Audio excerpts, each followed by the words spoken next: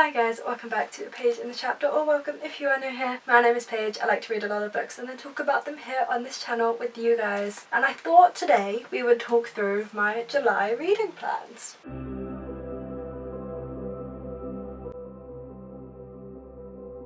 So I don't do TBRs. I have never once uploaded a monthly TBR on this channel. The only time I have ever done TBRs is for readathons where it's kind of required. I don't do very well with TBRs. I find them constraining. I'm very much a mood reader and I just don't like to read that way, so I never do them. But I thought for July we'd switch things up. I already kind of had in my mind a vague plan for what I was going to read in July, so I figured I basically have set myself a TBR, so I may as well just share it with you guys. I will say straight off the bat that as someone who doesn't usually set TBRs, I've jumped like way in the deep end and this is so overly ambitious, like it's a joke. There's 10 books on this TBR. 10. Where am I gonna have the time to read 10 books this month? Granted, I have given myself July off, so like there's gonna be more reading time than in previous months, but still, 10 is ambitious. So if you like what you have seen so far and you would like to stick around and watch more, why not hit that big red subscribe button down below and check out some of my other videos. I upload twice a week on a Wednesday and a Friday, so there's absolutely no shortage of bookish content here and you might want to stick around. You guys can also check me out on Instagram and Twitter. This is just a really good place to get behind the scenes content and kind of control what you see on this channel a little bit more. I do a lot of polls, I do a lot of questions, I let you guys pick thumbnails sometimes. It's just a good way to get some extra control if you're looking for that. And yeah, before I waste any more of your time rambling on, let's talk about the 10 books that I have set myself to read this month that I'm never ever gonna get to.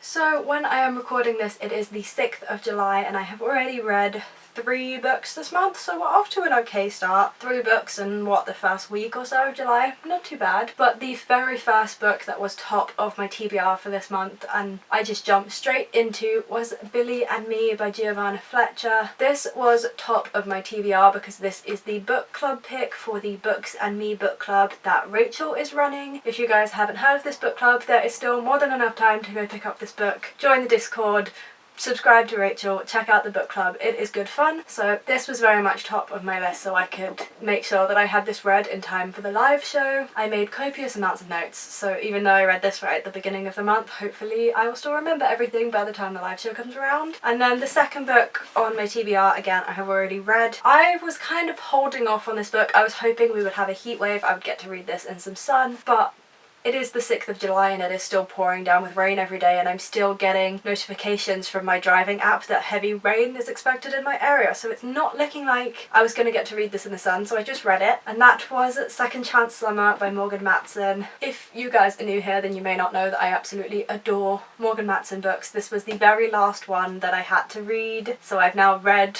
all of the Morgan Matson books that are out. Essentially this follows our main character Taylor and she has been avoiding going back to her family's lake house because something happened 5 years ago and she is avoiding it and she's kind of forced back there this summer and she has to confront all of the things that she has ran away from and is still running away from. I highly recommend checking it out if you haven't. Honestly, one of Morgan Matson's best and also one of her most underrated. And then the final book that I have already read off my TBR was a reread of Anna and the French Kiss by Stephanie Perkins. This was just as good as I remembered it being. It follows our main character Anna and her dad forces her to go to an American school in Paris, leave all of her friends and her fledgling relationships behind and start over in the most romantic city in the world. The Paris setting really plays a huge role in this book and I absolutely adored it the first time I read it. I adored it when I reread it, and so yeah, this was on the TBR and I have now checked it off. And so now we can get into the other 7 books that I have not read yet and I'm hoping to by the end of the month. The next book is again a reread and kind of an odd choice for me. I feel like it doesn't really match the type of books that I usually read, but I read it a couple years ago and I just kind of like to see how I feel about it now, and that is Eat, Pray, Love. We have all seen this movie. I feel like I don't need to explain the plot, but this is about Elizabeth Gilbert, and she leaves her husband and she decides to spend a couple months in Rome, a couple months in Bali, and a couple months in India, discovering herself, going on everyone's dream trip, I feel like. Like, she spends time eating, learning languages,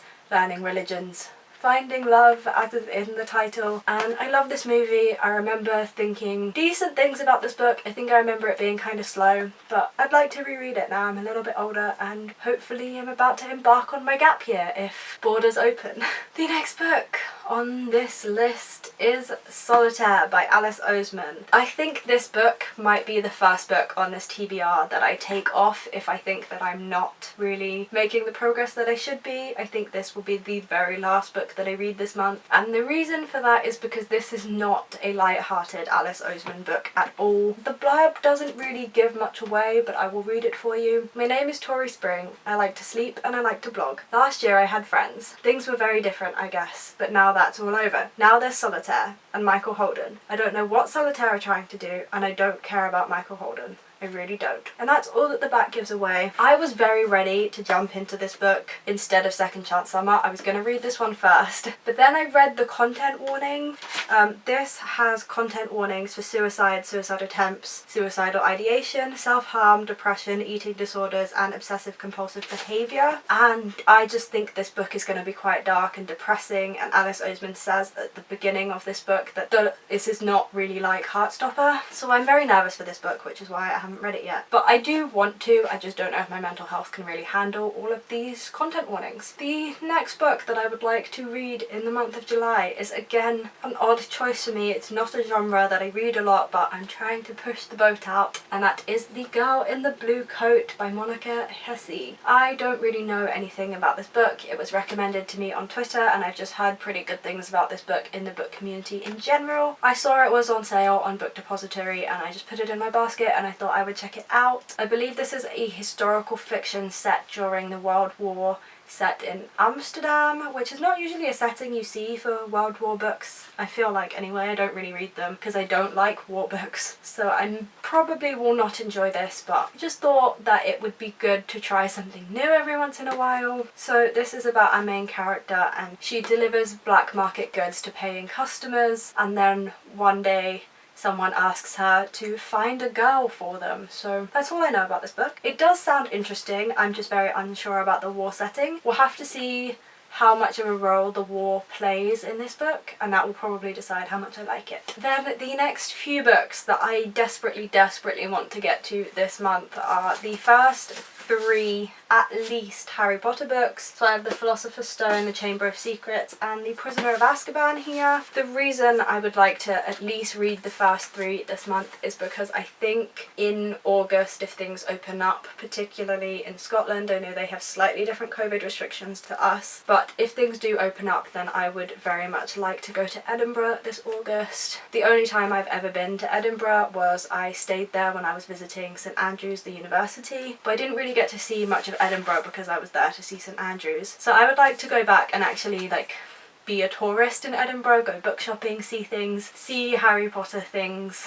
and yeah, so I would like to reread the first 3 so I kind of know what I'm talking about. I've never ever reread these. There is also a podcast that I love to listen to called Potterless, and it is a guy about my age reading the Harry Potter books for the first time and talking through the chapters in each different podcast episode. I've already listened to the first 3 books on that podcast, but I would like to go back and listen as I read, because through listening to that podcast I realised how much of these books I'd actually forgotten. So yeah, I just like to read along, I think. And then the final book on my TBR for the month of July is Kingdom of the Wicked by Kerri Maniscalco. I believe this is a witch book set on Sicily, I believe. They are witchy sisters, and then one day one of the sisters goes missing. This is a YA book, but I believe the following books in the series are going to be more new adult, from what BookTok has taught me anyway, so I would really like to delve into this. It's a nice short fantasy-ish. I've heard really good things. Again, it was on sale on Book Depository, and because I'd heard good things, I just thought I would check it out, see what we think. So yeah, this is on my TBR for the month of July.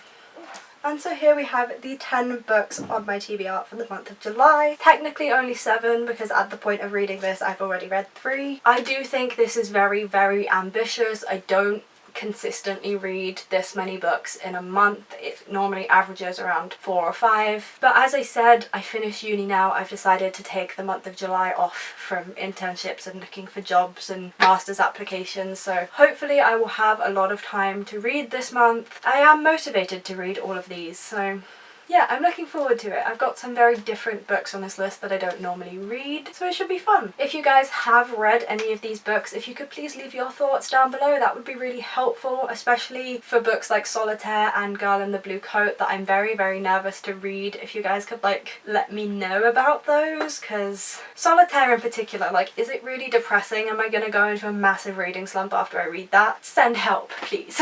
Thank you guys very, very much for watching. I do hope you enjoyed. If you did enjoy, why not hit that big red subscribe button down below and check out some of my other videos. As I said before, I upload twice a week on a Wednesday and a Friday, so there is no shortage of bookish content here at all. And as I also said before, you guys can check me out on my social medias. It is at Page and Chapter. I'm very, very responsive on there, very, very active. So yeah, we can be bookish friends and you'll get to see more of what I'm reading outside of just wrap-ups and stuff like that. Thank you guys very, very much for watching. I hope you have a fantastic week and you enjoy all of the books you're reading and there are no reading slumps in your future, and I will see you on Friday for my next video. Bye guys.